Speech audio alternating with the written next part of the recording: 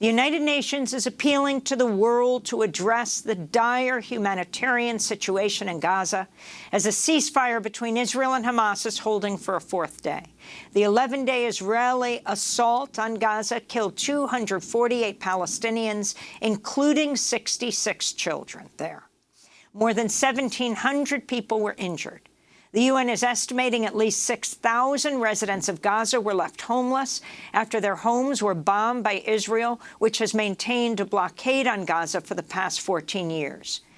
Meanwhile, tension remains high across the region. On Sunday, dozens of Jewish settlers backed by Israeli security forces stormed the Al-Aqsa Mosque compound, the third holiest site in Islam. On Friday, Israeli security forces fired stun guns and rubber bullets at Palestinians outside the mosque. Israeli prosecutors have also filed terrorism charges against 3 Jewish men who pulled a Palestinian man out of his car in the city of Bat Yam 2 weeks ago and viciously beat him.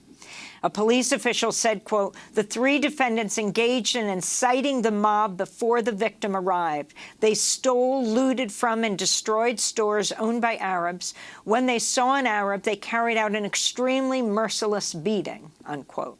Some initial press reports had mistakenly said the victim was Jewish.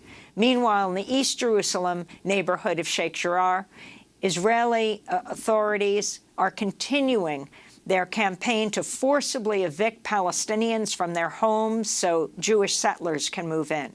We go now to Sheikh Jarrah, where we're joined by Mohammed El-Kurd. He's a Palestinian activist and poet who's organizing to save his family's home. His debut book, Rifka, will be released by Haymarket Books later this year. Mohammed, welcome back to Democracy Now! Can you talk about the ceasefire now in its 4th day, what it means, and the wreckage in its wake? And then we'll talk about what's happening to you, your family, and the other residents of Sheikh Jarrah.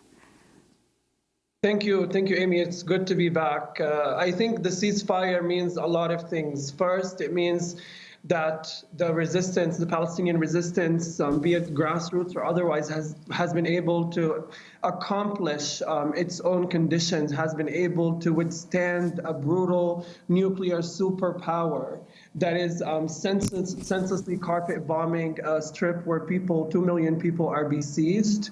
But in its 4th day, we are seeing that the Israeli authorities did not respect the ceasefire conditions. Al-Aqsa Mosque has been invaded more than once. There has been a mass arrest campaign, and Sheikh Jarrah is still under an illegal blockade. And colonial violence is still business as usual in occupied Palestine at large. Explain in more detail what happened at the Al-Aqsa Mosque starting on Friday, and explain the significance of this mosque in Islam. Well, Al-Aqsa Mosque for Palestinians who are Muslim, it's the holiest site in Palestine, and it's the 3rd holiest site in Islam. And it is continuously raided and stormed by the Israeli police and army, the occupation forces working with Israeli settlers that are usually armed.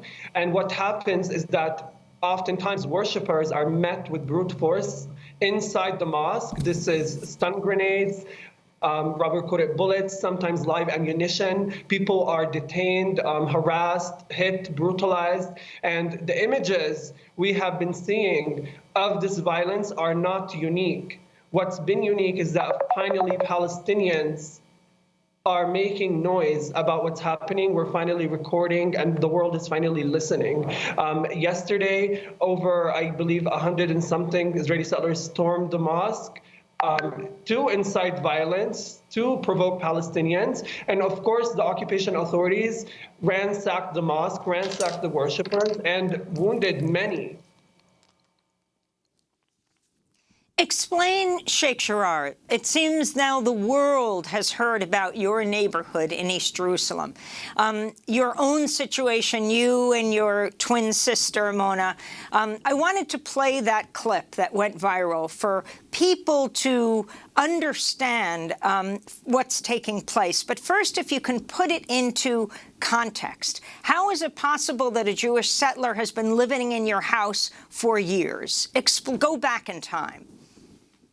Of course. I mean, I think there is two things to be said about Sheikh Jarrah, the then and the now. The then is that it is a microcosm of the Israeli reality, the Israeli settler colonialism in Palestine at large. It is absurd to people to hear that there's a settler from Long Island that's squatting in my house, but he wouldn't be able to do that without being emboldened by the Israeli occupation forces, by an Israeli judicial system that is inherently colonial and supremacist, and by American tax dollars.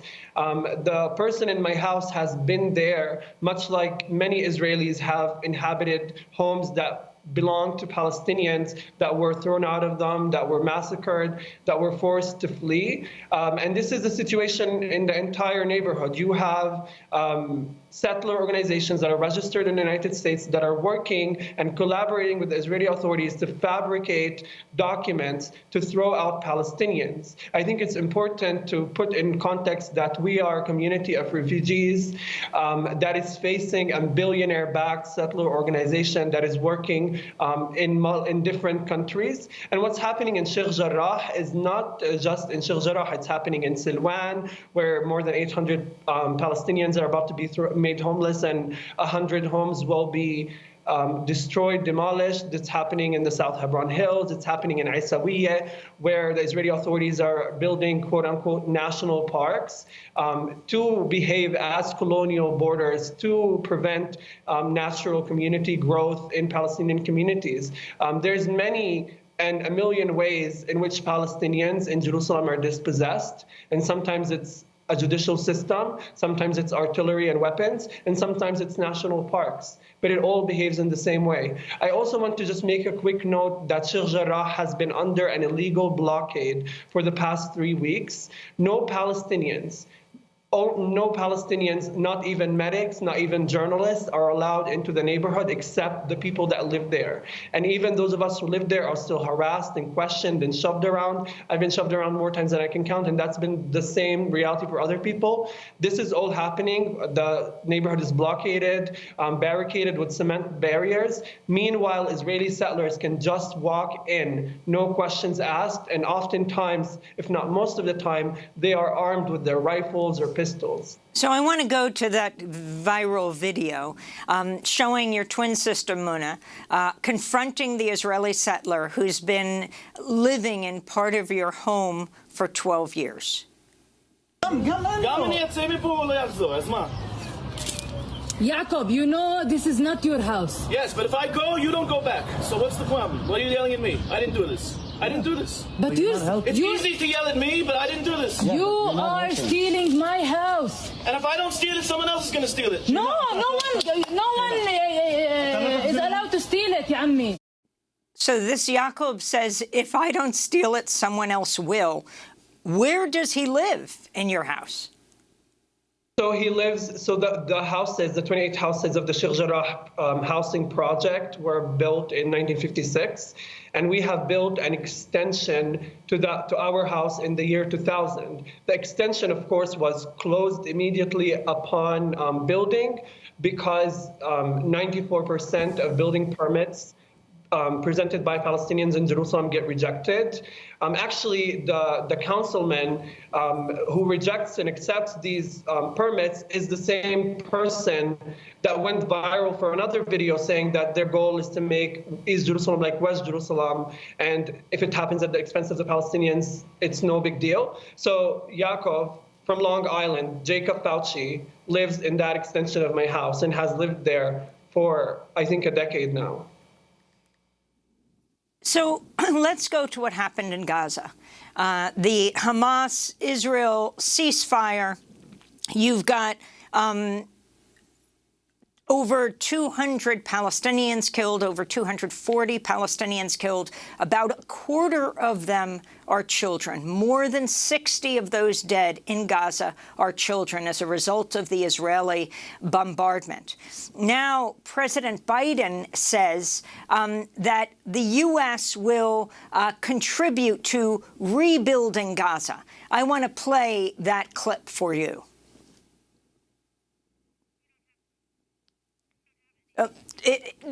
President Biden saying that they will contribute money, and of course the United Nations is also calling for a Gaza rebuilding fund. Your response? I think, I believe there was a condition that the resistance must be disarmed, and I just think it's ridiculous that the United States, of all countries, would talk about disarming what they call terrorism when they have unleashed more terror onto the world than any other nation. And I think if we're going to talk about disarming terrorism, I think Israel is a great place to start. The world seeing Gaza get carpet bombed was a great presentation, of course, a heart-wrenching and terrible presentation, but nonetheless a good presentation that the Israeli myth of self-defense is more and more penetrable, that they're not really defending against anything. And those manipulations of language, those red herrings they throw in the way of Palestinian advocacy are not strong enough to contrast the images of them targeting densely populated civilian areas, are not strong enough to contrast the intent, the confessions made by Israeli officials about, flattening the strip or venting out their frustrations by leveling residential towers. So I think Israel is losing the battle in the public eye. And I hope no more Palestinians have to be killed before the world takes action against Israelis and against the Israeli authorities, the occupation authorities who have been getting away with impunity for decades.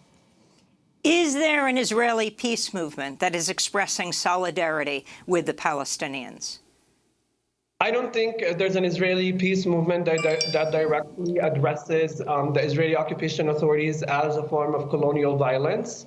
And I think that's where the issues stem. I think any Israeli peace movement intentions are welcome, but they must reflect the wishes and the self-determination and the self-articulation of the Palestinian street, the voices of the Palestinian youth. And I don't believe that's present nowadays.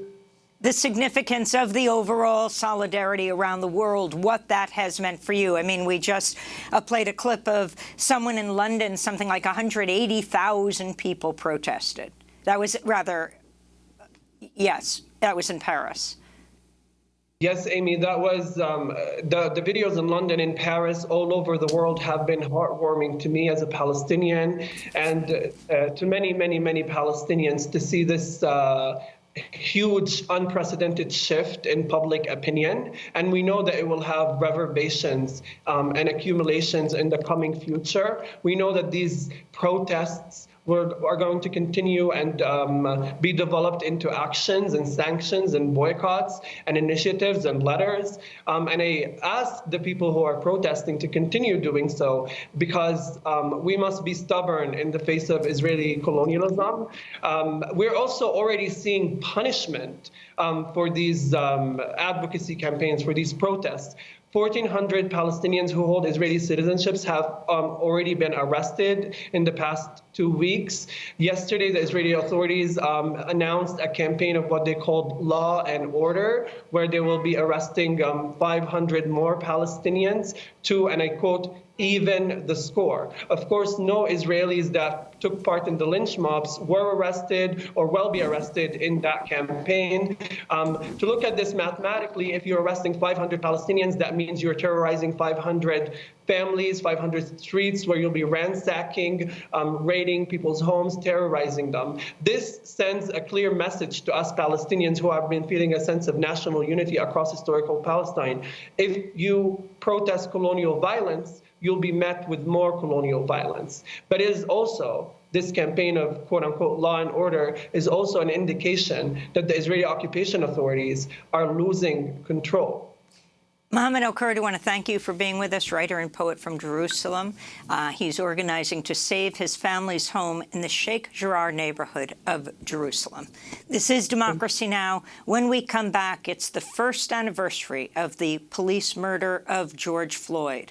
We'll speak with one of the family's lawyers, who's now taking on the case of Ronald Green, who died in Louisiana 2 years ago. But people around the country are just learning about what actually happened now after video was released, because police originally told the family he died in a car crash. In fact, he died after police electrocuted, beat, and dragged him for an unspecified traffic stop. Stay with us.